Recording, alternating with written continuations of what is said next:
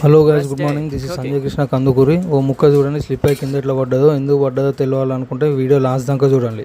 So ఇవాళ కర్రసాము class లేదు కాబట్టి నేనైతే అవుట్డోర్ రన్కి వచ్చిన.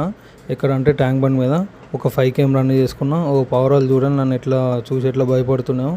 సో 5km రన్ చేసుకున్న తర్వాత నేను కొంచెంసేపు ఎక్సర్సైజ్, ఇంకా స్ట్రెచ్చింగ్, ఇంకా డిప్స్ ఇవన్నీ కొట్టిన తర్వాత రూమ్కి రిటర్న్ వెళ్తున్నా.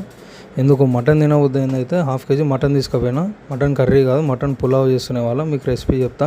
ఫస్ట్ అయితే ఆయిల్ వేసుకోవాలి, దానిలో ఈ బగారాకు, ఇంకా లవంగం, జీరా, ఫ్లవర్, మిరియాలు ఇవన్నీ వేసుకోవాలి. దాని తర్వాత ఆనియన్స్, పచ్చిమిర్చి వేసుకోవాలి. 2 ఆనియన్స్, 7 పచ్చిమిర్చిలు కట్ చేసుకొని వేసుకోవాలి. దాంట్లో కొంచెం సాల్ట్ వేసుకోండి, ఎందుకంటే తొందర ఉడుకుతుంది. దాని తర్వాత టమాటా వేసుకోండి. దాని తర్వాత అల్లం పేస్ట్ వేసుకొని మంచిగా కలుపుకొని కొంచెంసేపు కలుపుకున్న తర్వాత మనం ఏదైతే తెచ్చుకున్న ½ kg మటన్ ఉందో ఆ మటన్ అల్లు వేసుకున్న తర్వాత కొంచెం మళ్ళీ ఒకసారి కలపాలి. కలిపిన తర్వాత ఇప్పుడు దాంట్లో మనము సాల్ట్, ఇంకా కారము, ఇంకా పసుపు ఇవన్నీ వేసుకున్న తర్వాత కొంచెం మంచిగా కలుపుకోవాలి.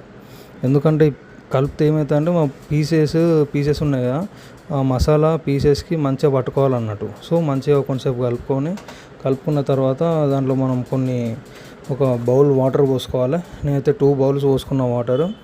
దాని తర్వాత మూత పెట్టి దాని మీద కొన్ని నీళ్లు పోసుకోవాలి. సో వాటర్ పోసుకున్న తర్వాత ఆవిరి అయిపోయిన తర్వాత వాటర్ అంతా ఉడికిందలే అని చెప్పి ఒక ముక్క చూడాలి తీసి. సో ఈ ముక్క చూడని స్లిప్ అయి కింద ఎట్లా పడ్డదో, సో అందుకు కింద పడ్డాయి అనమాట. దాని తర్వాత మనము ఒక రైస్ వేసుకోవాలి. మీకు తెలుసుగా రైస్ ఎట్లా వేసుకోవాలి, 1 కప్కి 2 కప్స్ వాటర్ పోసుకోవాలి. సో దాని తర్వాత మనము ధనియాల పొడి, ఇంకా గరం మసాలా వేసుకున్నాం, అన్నీ హోమ్ మేడే.